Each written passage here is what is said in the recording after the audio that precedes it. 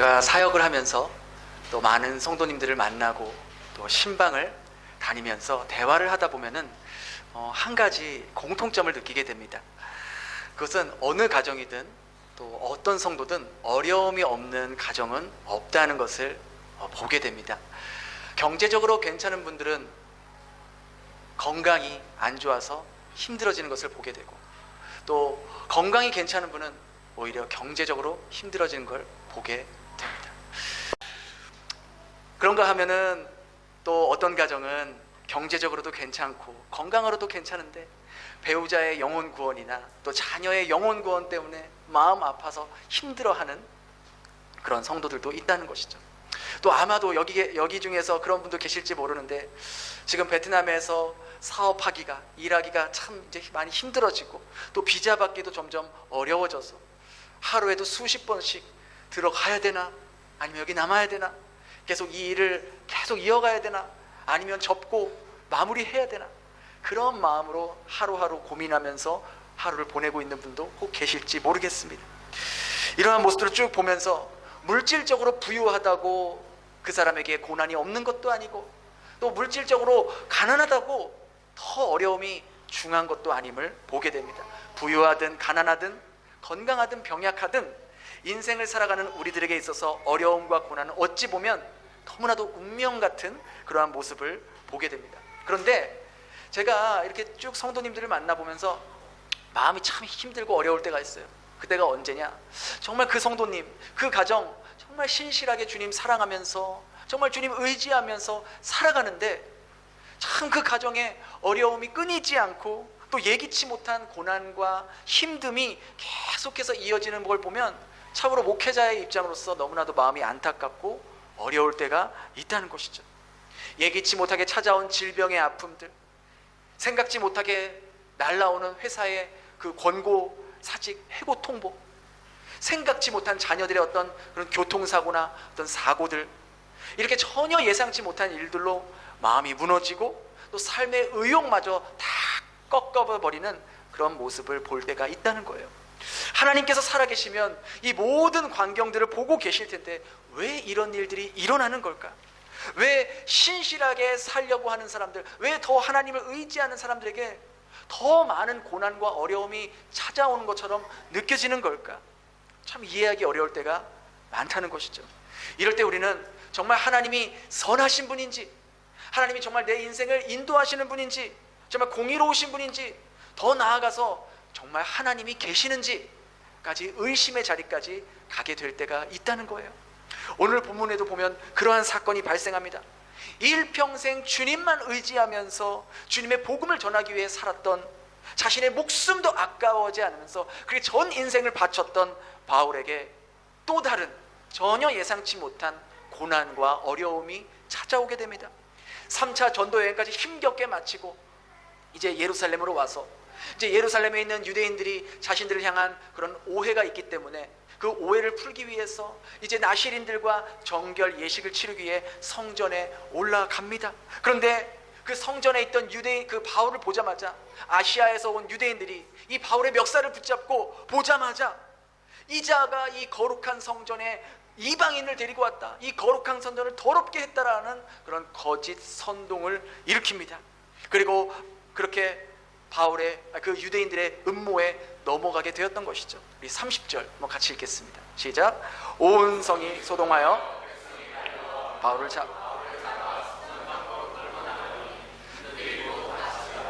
그들이 그렇게 바울을 멱살을 잡고 질질 끌고 성전 문 바깥까지 끌고 가서 던집니다. 거기서 바울을 죽도록 폭행하고 때립니다.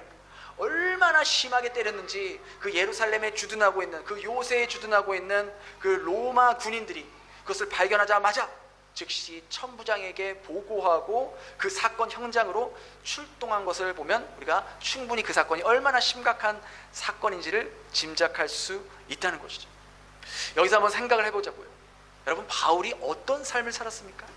바울이 그렇게 사람들에게 죽도록 맞을 만큼 극악무도한 삶을 살았습니까?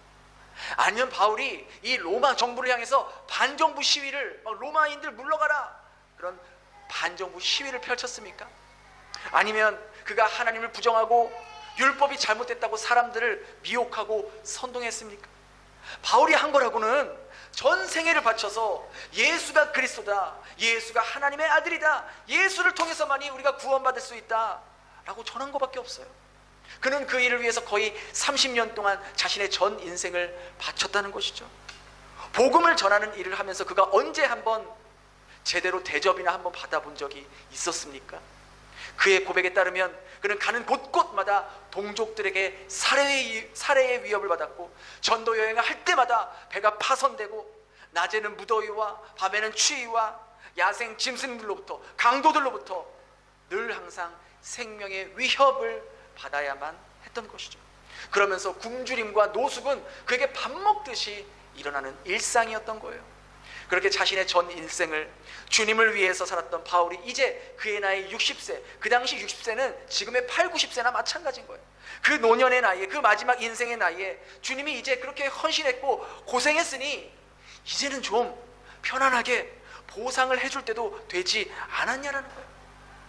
그처럼 주님을 위해 한평생 살았던 이 바울의 마지막을 주님은 좀 편안하게, 좀 노후를 안식하면서 그렇게 보내게 해주실 수도 있을 거 아닙니까? 그런데 상황은 전혀 그렇지 않았다는 거예요. 그는 아시아에서 온 유대인들로부터 거짓 선동으로 인해 그 노년의 나이에 이제 지금 돌에 맞아 죽게 되었습니다. 그나마 다행인 건 그 사건을 발견하자마자 이 로마 군대가 급히 출동해서 돌에 맞아 죽는 것은 겨우 면할 수 있었다는 것이죠. 그러나 뜻밖의 또 다른 고난이 그를 찾아옵니다. 우리 33절입니다. 한번 같이 읽겠습니다. 시작. 예, 천부장이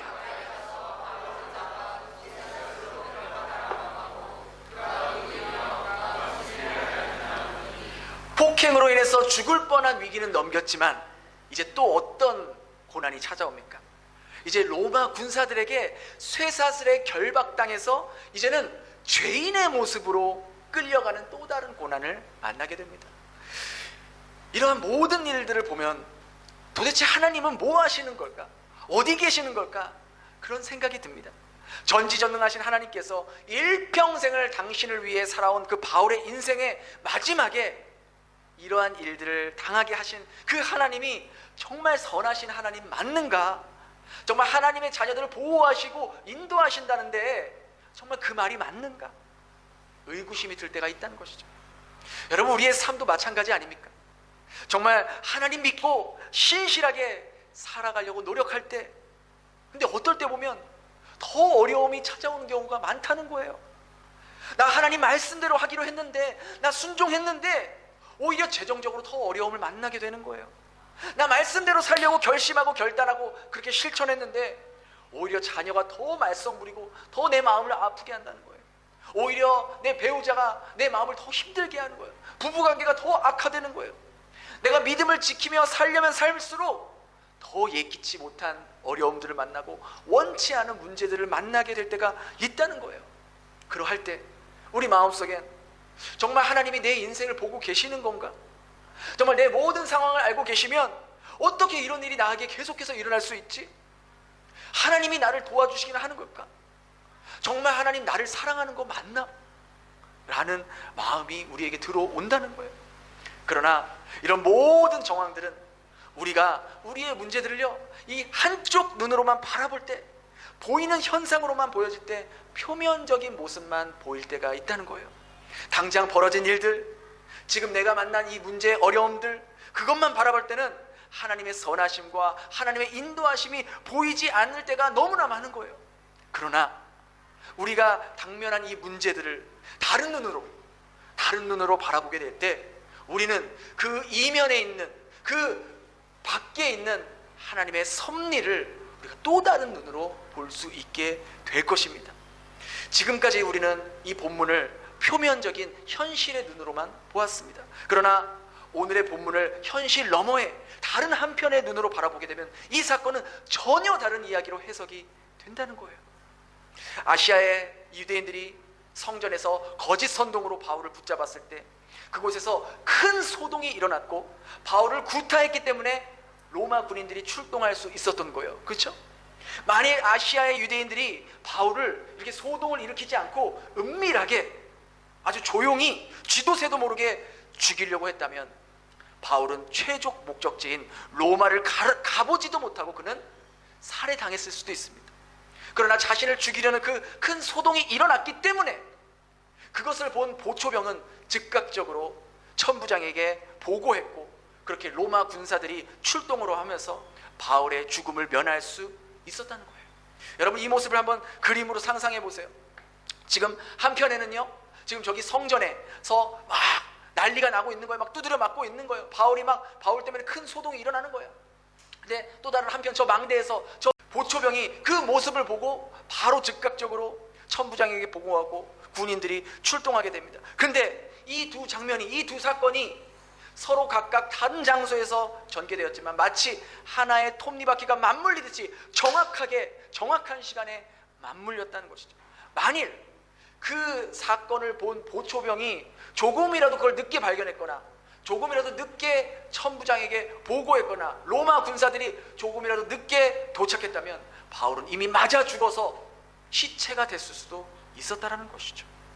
또한 천부장과 이 로마 군인들이 출동했을 때요, 바울을 이제 쇠사슬로 결박하지 않습니까? 천부장이 이제 유대인들에게 물어봅니다. 이 자가 누구냐? 라고 물어봤을 때 30절에 이렇게 반응합니다. 우리 34절 같이 읽겠습니다. 시작. 무리 가운데서 어떤 이는 천부장이 소동으로 말미암아 진상을 알 수 없어 그를 영내로 데려가라. 만일 유대인들이요, 지금 천부장에게 이 바울이라는 자가 이 성전을 더럽혀서 이 자를 처형해야 됩니다. 이 자를 처형하고 있는 중입니다. 차근차근 그렇게 하나하나 논리적으로 천부장에게 말했다면 그 천부장도 알았어요. 이 유대인들의 법에는 원래는 사람을 죽일 권한이 없지만 이 성전 안에서 일어나는 일들에 대해서는 그들이 이제 유대인들에게 권한을 줍니다. 죽일 수도 있는 겁니다. 그럼에도 불구하고 이 유대인들이 막 이 사람은 저 말로 저 사람은 저 말로 막 소리를 치고 말하니까 이 천부는 무슨 소리인지 알아들을 수가 없는 거예요. 그래서 그 바울을 데리고 영내로 끌고 갔다라는 것이죠.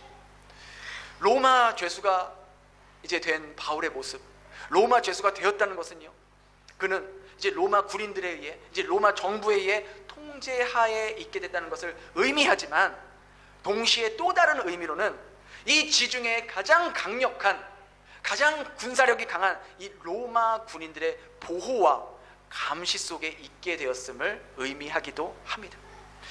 하나님이 바울에게 보여주신 최종 목적지가 어디였습니까? 로마였습니다. 그곳에 가서도 주님의 증인의 마지막으로 생애를 불태우는 것이 하나님의 계획이었다는 거예요. 근데 만일 오늘 본문과 같은 사건이 일어나지 않았다면, 그래서 바울이요 스스로 그냥 내가 계획해서 로마로 찾아가려고 했다면, 이제 우리가 앞으로 계속 살펴보겠지만 이 바울을 죽이기 위해 먹지도 마시지도 않은 자가 무려 40명이나 결의했다는 것이에요. 그를 암살하기 위해서. 아마 바울은 자기 스스로 가려고 했다면 이 암살단에 의해 쥐도 새도 모르게 죽임을 당할 수도 있었다는 거예요.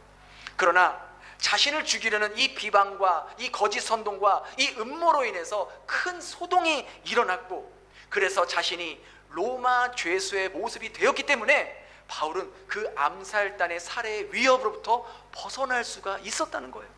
그리고 우리가 앞으로 살펴보겠지만 이제 23장에 보면 바울은 결국 로마 군인들의 그 보호 속에서 보병 200명, 기병 70명, 창병 무려 200명, 도합 470명이요. 이 바울 한 사람 호송하기 위해서 호위대가 되어, 보디가드가 되어서 그렇게 로마까지 호송되는 모습을 보게 됩니다. 여러분, 바울 개인 스스로 이런 보호병들을 갖출 수 있었겠습니까? 누가 죄수 한 사람 호송하려고 로마 군인 470명을 붙이겠냐고요. 표면적으로 보면 그는 죄수의 모습으로 호송되는 것 같지만, 하나님의 관점으로 보면 바울은 그 어떤 누구도 공격하거나 해치거나 위협할 수 없는 천하무적의 군대의 호위를 받고 무사히 로마까지, 그것도 공짜로 무료로 로마까지 호송하게 되는 것을 우리는 보게 됩니다. 이 모든 정황을 볼 때 만일 천부장이 바울을 쇠사슬로 결박해서 죄수의 모습이 되게 하지 않았다면 이 모든 일들은 불가능한 일이었다는 거예요. 그래서 바울을 결박한 그 죄수의 그 그 바울을 결박한 그 사슬은 그런 고통적인 고난의 사슬이 아니라 하나님께서 바울을 위해 친히 준비하신 은혜의 사슬이었다는 거예요. 하나님께서 그를 은혜의 사슬로 묶여있는 한 그 어떤 사람도, 그 어떤 암살단도 바울을 해칠 수 없었던 거예요. 우리가 이렇게 당면한 문제만 바라봤을 때는, 그때에는 하나님의 선하심과 하나님의 일하심이 보이지 않는 것처럼 느껴집니다. 하지만 우리가 또 다른 이면으로 사건을 바라볼 때 사람의 생각과 사람의 계획과 사람의 상상으로는 미치지 못하는 그러한 방법으로 이 바울을 로마까지 안전하게 인도하시는 그 하나님의 손길을 우리가 볼 수 있다는 것이죠.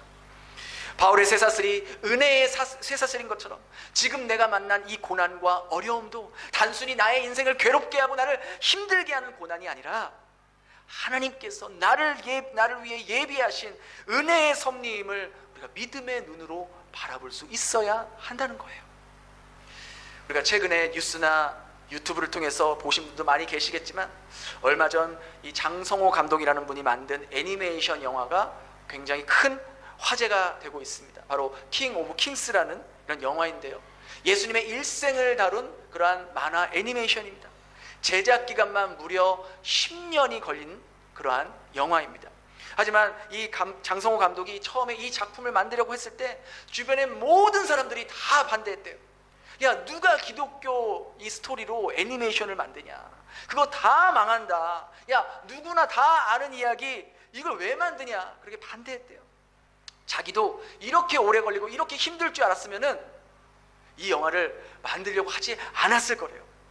정말 이 영화를 만들면서 가장 힘들었던 거는, 뭐 영화를 만들면서 돈도 많이 들지만 그 자금적인 것보다 그 어떤 사람도 주변에서 자신을 응원해주거나 지지해주는, 격려해주는 사람이 거의 없었다는 거예요. 그게 제일 힘들었대요, 심적으로. 이 영화를 위해서 자신의 모든 재산을 쏟아붓고 심지어 자기가 가지고 있는 자신의 지분이 있는 그 회사도 넘겼다고 합니다. 사실 이 회사를 넘길 때 자신에게 회사를 넘기면서 큰 돈을 받을 수 있는 그런 기회가 있었대요. 근데 그렇게 하면 이 영화에 대한 저작권을 회사 쪽에 넘겨줘야 되는데, 이 저작권을 넘겨주면 정말 이 회사가 이 영화를 끝까지 만들려고 할까, 흥행이 안 된다고 판단해서 그냥 접지는 않을까, 만든다고 해도 자기의 의도한 것처럼 만들 거라는 확신이 없어서 이 장 감독은 회사를 넘겨 큰 돈을 챙기는 대신에 작품에 대한 저작권을 자기가 받고 오히려 회사를 넘겨주기로 했다는 것이죠. 그런 선택을 하게 된 결정적인 이유를 그는 이렇게 말하는데요, 내가 언젠가 주님 앞에 서게 될 날이 있을 텐데 주님이 나에게 너 세상에서 뭐 하다 왔니? 너 세상에서 뭐 하다 왔니? 그렇게 물어보실 텐데, 그때 회사 팔고 부유하게 잘 먹고 잘 사다 편하게 살다가 왔습니다, 그렇게 대답하면 너무 부끄러울 것 같아서 주님 만났을 때, 주님 제가 잘한 거 없지만 주님 생각하면서 이 작품 만들다 왔습니다 라고 답해야 덜 부끄러울 것 같다는 생각으로 그 큰 돈을 포기하고 이 작품을 만들기로 했다고 합니다. 그렇게 믿음으로 결정했는데 일이 잘 풀렸냐? 아니라는 거예요. 10년 동안 정말 포기하고 싶을 때가 너무너무 많았고 고통스러운 순간이 끊이질 않았대요. 그런데 하나님은 그 고난의 시기도 선으로 합력하게 하심을 경험하게 되었다고 합니다. 코로나가 터졌을 때, 모든 작업이 다 중단되었을 때, 모든 일이 다 스탑되었을 때 큰 어려움이 왔는데, 오히려 하나님은 그 코로나 시기로 인해서 그런 유명 배우들이 이제 성우로 더빙을 하지 않습니까? 그러니까 유명 배우들도 코로나 때 아무 일도 못 하잖아요. 그러니까 오히려 이 시기가 가장 좋은 시기였던 거예요. 이거라도 하자, 이 더빙이라도 하자. 그래서 오히려 그 시기에 유명 배우들이 더빙으로 참여할 수 있는 좋은 시기로 하나님께서 이용하셨다는 거예요. 또 그런가 하면 원래 이 작품은 작년 부활절에 개봉을 했었어야 했다고 합니다. 근데 또 막판에 큰 사기를 당했대요. 스페인 쪽에 외주 이제 애니메이션 외주 작업을 주었는데 그 회사가 그 작업한 것을 안 보내주고 계속 돈만 요구를 했던 거예요. 그러니까 알고 보니까 일은 하나도 안 하고 계속 돈만 받아 먹었다는 거죠. 그래서 그 작업을 자기 팀이 고스란히 다시 떠안아서 다시 처음부터 다시 해야 하기 때문에 개봉 시기가 무려 1년이나 늦춰질 수밖에 없었다는 것이죠. 여러분 얼마나 마음이 힘들었겠습니까? 아, 이거 진짜 계속 해야 되는 거 맞아? 왜 이렇게 자꾸만 어려움이 생기지? 이런 마음이 들 때도 있었지만 오히려 자신의 팀이 그 작업을 직접 함으로써 오히려 그 퀄리티가 높아지는 것을 보게 되었다고 합니다. 그래서 그분은요, 고난이 축복이라는 말이 정말 자신의 삶, 그전에는 아무리 목사님이 설교해도 이해가 안 됐는데 정말 자신의 삶으로 경험하고 나니까 고난이 왜 축복이라는 게 그게 삶으로 느껴진다는 거예요. 지금 이 작품은 지난 부활절에 개봉해서 미국에서만 약 800억 원의 매출을 올렸고, 지난 수요일이죠, 16일 날 또 한국에서도 개봉하기 시작했고 이제 전 세계적으로 개봉을 하기 시작될 예정입니다. 그리고 미국에서 가장 권위 있는 영화 평론가 협의회에서 A+ 등급을 받았는데, 이것은 1979년부터 지금까지 약 45년 동안, 여러분 미국에서 얼마나 많은 영화들이 개봉되겠습니까? 전 세계적으로 얼마나 많은 영화들이 개봉되겠습니까? 근데 그 45년 동안 A+를 받은 영화가 고작 130편이 안 된대요.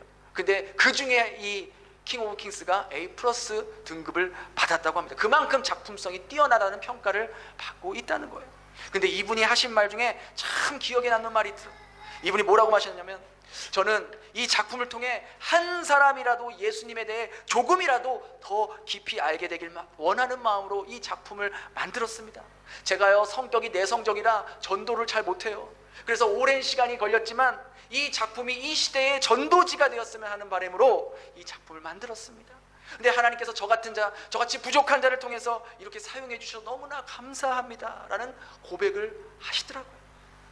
저는 여러분에게 어떤 흔한 간증 레파토리처럼 뭐 너무 힘든 상황 속에서 하나님을 의지하더니 하나님이 성공하게 해주시고 대박나게 해주셨어요, 그런 레파토리 간증을 말해주고 소개해주고 싶은 말이 아니에요.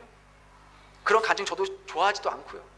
제가 말씀드리고 싶은 것은 하나님께서 이분에게 10년이라는 광야의 시간을 걷게 하면서 그 어떤 것보다 철저하게 하나님만 바라보고 하나님만 의지하는 시간을 보내게 하셨다는 거예요. 돈도 아니고 사람의 인맥도 아니고 칭찬도 아니고 평가도 아니었어요. 오직 하나님의 이름이 높여지고 널리 퍼지길 갈망하는 그 마음이 생기도록 이 영화를 통해서 한 영혼이라도 복음을 듣고 복음을 알게 되고 예수님에 대해서 올바로 알게 되는 그런 도구로 쓰임받고 싶은 그 마음이 채워질 수 있도록, 그 마음이 될 수 있도록 10년의 연단 기간을 보내게 하셨다는 거예요. 그가 아무리 돈을 많이 벌고 수익을 많이 벌어도 거기에 빠지지 않고 거기에 절하지 않고 돈에 초점 맞추지 않고 사람들의 인정과 세상의 성공에 심취하지 않도록 오직 하나님을 바라보도록 하나님께 영광 돌리는 사람으로 만들기 위해서 10년이라는 광야의 기간을 걷게 하셨다는 거예요. 그렇게 연단의 시간을 통해서 포기하지 않고 하나님을 의지하면서 작품을 완성했을 때 하나님은 그와 그 작품을 사용하셔서 복음의 통로, 복음의 도구로 사용하셨다는 거예요. 여러분, 우리의 이성과 경험으로는요, 하나님의 섭리와 인도하심을 결코 깨달을 수가 없어요. 우리가 보통 하나님의 인도하심이었다, 그게 하나님의 섭리였다는 걸 깨달을 때가 언제입니까? 고난을 당할 그때입니까? 아니잖아요. 다 그 고난이 끝나고 고통의 시간이 한참 흐른 후에 그 일이 왜 일어나는지 돌아보았을 때 그때 깨닫지 않습니까? 하나님이 이렇게 하시려고 그때 그 어려움을 주셨구나. 그 당시에 내가 만난 문제와 어려움으로 인해서 마음이 괴롭고 힘든 건 사실이에요. 그러나 그런 상황 속에서도 우리가 한쪽 눈으로만 벌어진 사건을 바라보는 것이 아니라 지금 이 어려움이 왜 왔는지, 무엇 때문에 왔는지는 알 수 없지만, 언제 끝날지는 알 수 없지만, 한 가지 확실한 것은 나에게 생명까지 아낌없이 부어주신 그 예수님께서 나를 가장 선한 길로 인도하신다는 그거 하나 위해서 고난을 허락하셨다는 것, 그 고난 너머에 있는 하나님의 섭리를 기다리면서 하나님이 의지할 때 하나님은 우리를 당신의 도구로 연단시키고 우리가 생각지도 못한 길을 열어주신다는 거예요. 그 고통과 그 힘듦과 그 고난은 오히려 주님과 나를 끊을래야 끊을 수 없는 은혜의 사슬로 연결해주는 연결고리가 된다는 것이죠. 이 사슬에 묶여있던 바울이 뭐라고 고백했습니까? 누가 우리를 그리스도의 사랑에서 끊으리요? 누가 우리를 그리스도의 사랑에서 끊으리요? 내가 확신하노니 사망이나 생명이나 천사들이나 권세자들이나 현재이나 장래이나 그 어떤 것도 우리를 그리스도 예수 안에 있는 하나님의 사랑에서 끊을 수 없느니라. 하나님의 사랑에서 끊을 수 없느니라. 바울이 이렇게 고백했다는 거예요. 여러분, 하나님의 섭리는 우리의 생각과 우리의 계획대로 되는 게 하나님의 뜻이 아니에요. 전혀 생각지 못하고 전혀 상상해보지 못했던 그런 길로 하나님이 우리의 인생을 인도한다는 거예요. 우리의 계산을 초월한다는 거예요. 그 결과를 보기 전까지는 하나님의 뜻이 무엇인지 우리가 알 수가 없다는 거예요. 그러나 분명한 것은 우리가 하나님의 그 은혜의 사슬에 연결이 되어 있는 한, 우리가 하나님과 은혜의 고리로 연결되어 있는 한, 우리가 만나는 그 모든 고난과 어려운 일들은 하나님의 손에 의해 움직이게 될 것이고, 우리의 생명조차 아끼지 않고 내어주신 그 주님은 우리가 만나는 이 모든 고난과 힘듦을 우리를 인도하는 재료로, 우리를 장성한 분량까지 성숙시키기 위한 그 재료로 사용하신다는 것이죠. 이것을 깨달을 때부터 우리에게 찾아오는 고난, 지금 내가 만나고 있는 이 힘든 것들, 이것은 더 이상 우리를 괴롭게 하고 나를 힘들게 하는 고난이 아니라 나를 가장 잘 아시고 나를 철저하게 하나님의 사람으로 만들게 하기 위한 하나님과 나와의 끈을 내야 끊을 수 없는 그 은혜의 사슬이라는 것을 여러분들이 깨닫게 되실 거예요. 여러분, 이 시간 가운데 지금 너무나도 힘들고 어렵고 다른 사람에게는 정말 말 못할 고통의 시간을 보내고 있는 분들 혹 계실지 몰라요. 그런 분들, 그래서 모든 것을 포기하고 싶고 그냥 다 접고 그냥 돌아가고 싶은 분, 그런 마음으로 이 자리에 앉아 있는 분들 혹시 계시다면, 바울 뒤에서 그렇게 신실하게 일하신 그 하나님을 이 오늘 말씀을 통해서 발견할 수 있기를 바랍니다. 2000년 전 바울과 함께 하셨던 그 하나님은 2025년 오늘 여러분을 위해서도 동일하게 일하고 계시는, 살아계신 하나님입니다. 내 눈으로 보이지 않고 내가 지금 느낄 수 없고 지금 내 상황이 아무것도 변하지 않는 것처럼 느낄 것 같지만, 우리 하나님은 지금도 이 시간에도 우리들을 위해 신실하게 일하시고 우리들을 가장 선한 길로 인도하시는 분임을 믿으시기 바랍니다. 지금 이 순간부터 우리가 하나님만 바라보며 하나님께만 소망을 두며 하나님만이 나의 방패가 되시며 하나님만이 나의 피난처 되심을 믿고, 지금 만나고 있는 어려움과 힘듦과 고통은 나와 하나님과의 더욱더 끈끈하게 연결되기 위한 은혜의 사슬임을 경험할 수 있는 저와 여러분 될 수 있기를 예수님 이름으로 축복합니다. 우리 이 시간 마지막 찬양 그렇게 고백하면서 또 기도하는 시간 갖도록 하겠습니다.